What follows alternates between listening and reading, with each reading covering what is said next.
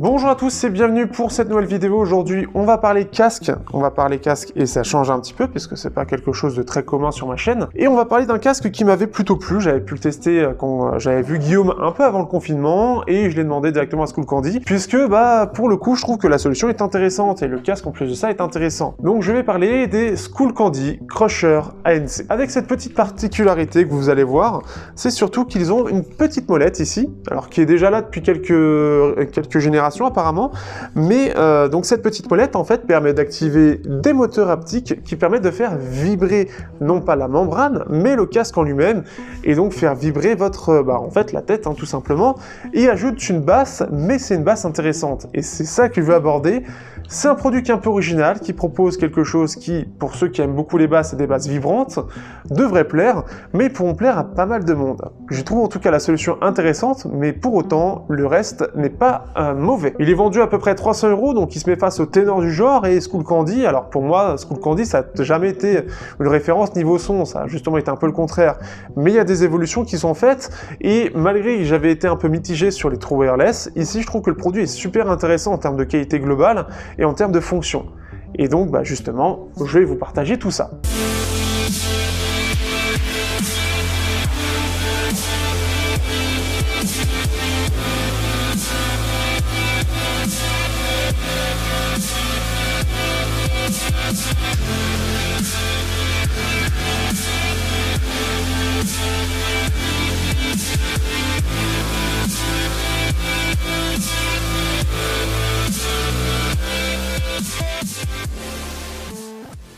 Au niveau du design, ce qui est bien, c'est qu'on a quelque chose qui est plutôt sobre. En plus de ça, moi j'ai la version rouge, donc ça change un peu d'avoir du rouge, et je trouve que c'est un beau rouge, je trouve qu'il est bien, il est assez joli. Au niveau ici, on a quelque chose qui est très sobre, on n'a rien qui est marqué, on a juste le logo qui est sur l'arceau. On va voir un petit côté un peu métallique en termes de peinture, mais tout est en plastique. Ça c'est la chose, pour ceux qui aiment le métal, bon, c'est pas présent, mais c'est pas très grave. La plupart des casques aujourd'hui sont en plastique. On a l'arceau ici, donc avec ce côté ici, donc on a cette mousse, on a quelque chose qui est assez agréable. On a ici donc tout ce qui est micro justement pour la réduction de bruit active. Ce qui est assez marrant en fait, c'est les touches. On a des touches qui sont très rondes, donc c'est assez marrant, même si c'est un peu perturbant. On va voir cette petite molette, on en parlera un petit peu après. Ce qui est bien, c'est qu'on a ici en fait donc derrière 4 petites LED pour montrer tout simplement la partie ANC, comment elle est, la puissance de l'ANC entre guillemets, ou tout simplement l'état de la batterie. Et on a le petit bouton power. Globalement, c'est efficace, c'est plutôt bien. On peut le replier aussi pour ceux que ça intéresse. On a une petite housse de transport, donc ce qui est bien, c'est que tout est complet là-dessus. Le petit modèle que j'ai, alors normalement, c'est pas un défaut qui est présent, mais ce que j'ai, donc ça pourrait vous arriver, si jamais ça vous arrive, n'hésitez pas à remonter pour le changement. Mais moi, alors, sachant quand même, forcément, on a quelque chose qui est assez lourd ici, moi, ici, ça descend un petit peu. Comme si, en fait, s'il y avait un côté pas assez fort sur la partie ici, réglage. Alors, pour moi, ça me dérange pas parce que plus bas, en fait, ça tient bien. Donc voilà, plus bas ça tient bien, ça bouge pas. Mais pour ceux qui ont des petites têtes, ça aura tendance à se relâcher, ce qui est un peu dommage. Donc n'hésitez pas à réagir là-dessus. Au-delà de ça, je trouve que c'est bien, c'est sobre, c'est efficace, c'est bien conçu, à part ce petit défaut mentionné. C'est bien conçu et je trouve ça joli, c'est un espèce de rouge bordeaux. Donc je trouve ça assez sympathique, sachant que tout est rouge, donc c'est plutôt cool. On notera la mention R et L qui sont à l'intérieur, qui sont gravées, pas forcément des plus faciles. Moi j'aime bien quand c'est présent directement à l'intérieur du coussinet, c'est parce que l'on peut faire en plus gros et ça se remarque tout de suite. Voilà, c'est des petites choses comme ça, mais ce qui fait que c'est globalement assez propre. Si je compare avec d'autres, et notamment par exemple j'ai eu le Kigo derrière moi, Kigo by X, enfin le X by Kigo, qui était très très moyen. Ici on a quelque chose qui est quand même beaucoup plus propre, et même l'interne est beaucoup plus propre.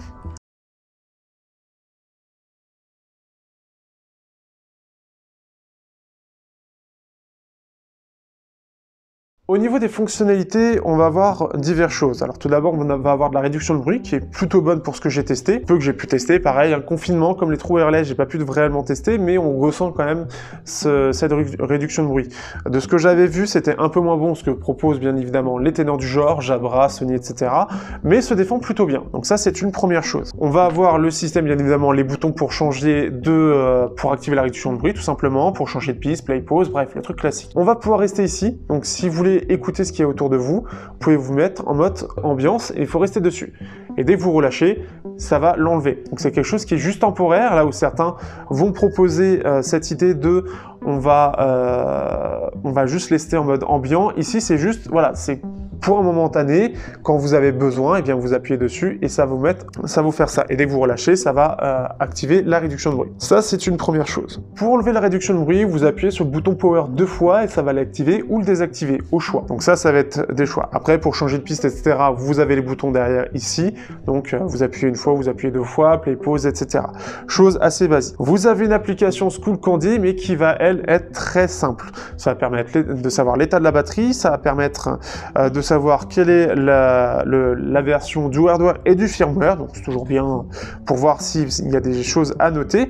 Vous allez avoir un petit système qui va être Find My iPhone with Till, donc ce qui est un peu mis en avant, c'est si vous perdez votre casque, en fait, vous allez avoir cette dernière partie GPS, tout simplement, qui va être fait via l'application Till, donc ça va enregistrer la dernière position connue. Et vous allez avoir un système que moi je n'ai pas fait, mais en fait, tout simplement, ça va être un système qui va écouter tout simplement votre réaction par rapport au système, qui va calibrer en fait le son. Personnellement, je ne l'ai pas du tout utilisé parce que je préfère avoir le son de base et pas le son personnalisé, ce qui va dénaturer la chose. À vous de voir si vous l'utilisez ou pas. Ça peut améliorer le son pour certains, en tout cas par rapport à ce que vous préférez. De base, le son étant plutôt bien. La dernière chose que vous aurez, alors il faudra forcément mettre l'alimentation du casque, c'est le système de donc la petite molette qui est relativement précise. C'est pas parfait, mais on prend vite le pas, qui va permettre justement en fait tout simplement d'avoir cette vibration des moteurs haptiques. C'est vraiment la chose qui va faire toute la particularité du casque et c'est plutôt bien conçu. On verra après dans les mesures, mais dans l'idée c'est vraiment, je crois que c'est 8 moteurs haptiques par écouteur qui vont vibrer et donc c'est pas la membrane qui va vibrer, donc ce qui fait que ça va pas aller détruire la qualité sonore de la membrane en ayant trop de basse et juste en ayant égalisé. Ici c'est vraiment quelque chose qui est à part. Je trouve que cette fonctionnalité est intéressante, notamment pour ceux qui aiment beaucoup les basses ou qui veulent un petit rendu plus vibrant tout simplement, mais c'est pas un rendu vibrant juste par la membrane. Ce qui est bien, c'est que c'est un système qui va faire vibrer en fait votre peau et donc avoir aussi le côté vibration par les os, par la peau, par autre chose que votre tempe. Et c'est quelque chose que je trouve très intéressant et on va en parler tout de suite.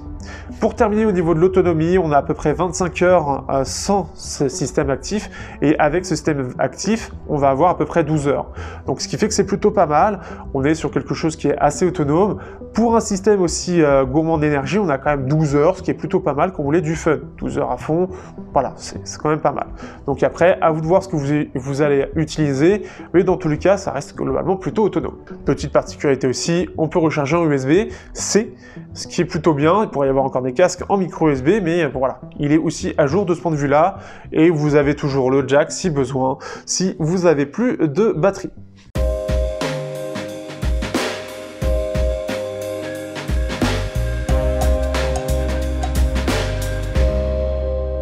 Pour la qualité sonore, on est sur quelque chose qui est plutôt équilibré de base, ce qui est plutôt bien d'ailleurs, et assez étonnant pour une marque qui est quand même assez grand public, et c'est justement aussi l'intérêt. Et on a une membrane qui, en plus de ça, est plutôt de bonne qualité. Je trouve qu'on a un son qui est assez intéressant jusque dans les aigus, et je trouve même la qualité sonore de cette membrane mieux que ce que proposait Jabra. On avait des aigus vraiment fins, pas vraiment qualitatifs. Ici, on a quelque chose qui, je trouve, est vraiment mieux. Le son lui-même est plutôt bon, vraiment équilibré, donc on a une basse qui est bien présente au départ. On a quelque chose qui, au niveau de la qualité sonore, on se retrouve avec quelque chose qui est vraiment bien et assez étonnamment, je pensais pas que ça s'en sortirait aussi bien pour une marque telle que Skullcandy, mais il propose vraiment quelque chose de vraiment cool. Ce qui fait que je trouve même meilleur par exemple que les Jabra là-dessus, avant même de parler de signature, pour la qualité de la membrane, là où je trouvais justement qu'on avait quelque chose d'assez artificiel, d'un peu trop fort dans les aigus et globalement un son qui n'était pas vraiment dansant entre guillemets, bref, sans vie en fait.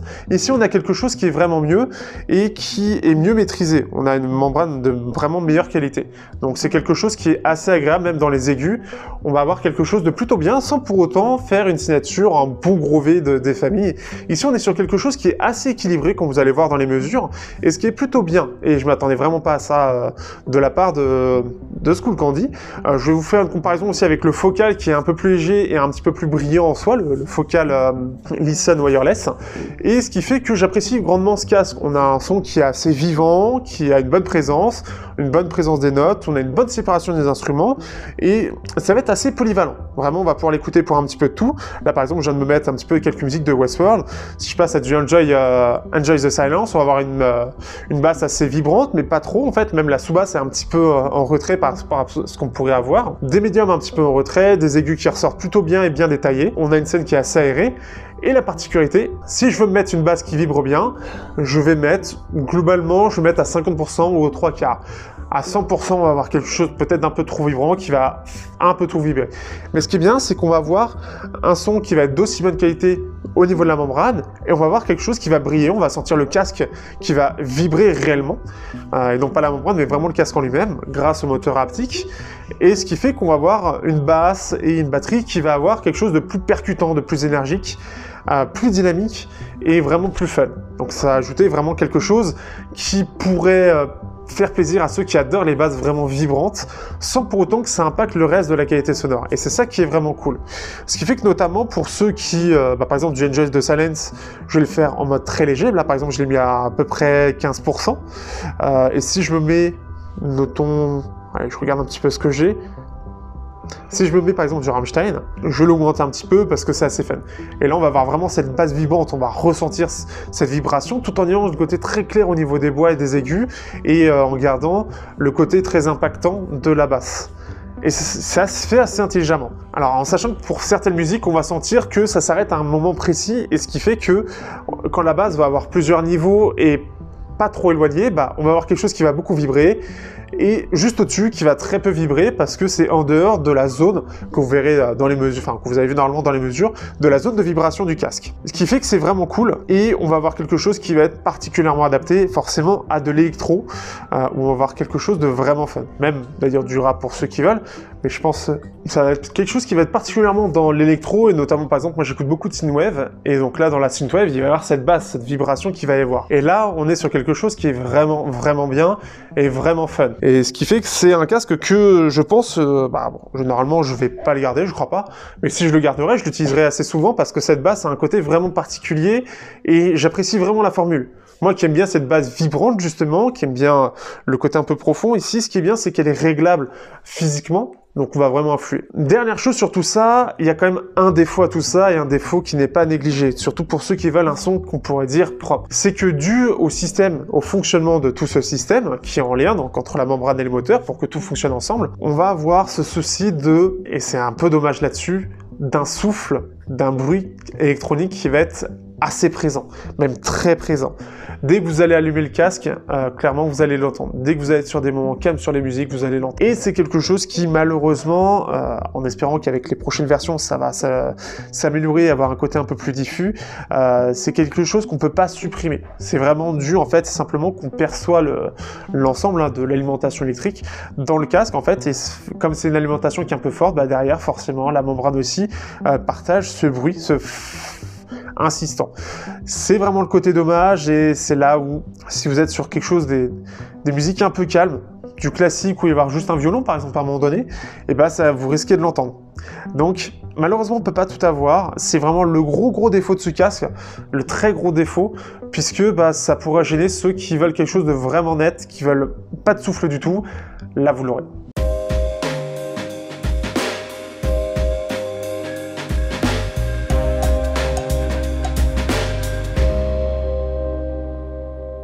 Alors, que penser de ce casque? Eh bien, tout simplement, je trouve que c'est un très bon casque, un casque qui propose quelque chose qui est déjà assez original par rapport au marché, et au-delà d'être original, de proposer quelque chose qui est pertinent. Je trouve que ce système de séparer, d'avoir un côté vibrant des basses et qui va permettre de faire vibrer aussi la tête, tout simplement, et avoir cette façon de diffuser le son, fait quelque chose de très différent.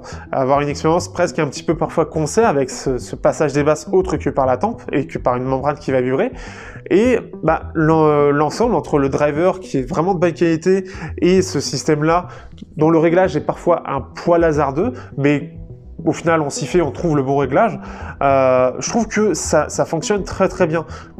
Pour certaines musiques, on va voir vraiment quelque chose de très vibrant, on va le mettre à fond.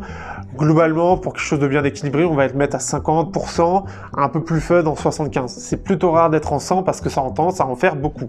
Mais je trouve l'idée, le fonctionnement très bien, et très réussi tout simplement. Et le fait qu'aussi une bonne membrane ait été choisie fait que, tout en ayant une signature équilibrée de base, fait que bah, c'est vraiment réussi. Je trouve ça vraiment cool. Je trouve que on a un son qui est vraiment de bonne qualité, qui est bien naturel, qui respire tout simplement la qualité, en fait. Quelque chose que j'apprécie beaucoup, chose que j'avais du mal à trouver, sauf dans le Focal Listen Wireless, et que je retrouve ici sur ce Skullcandy.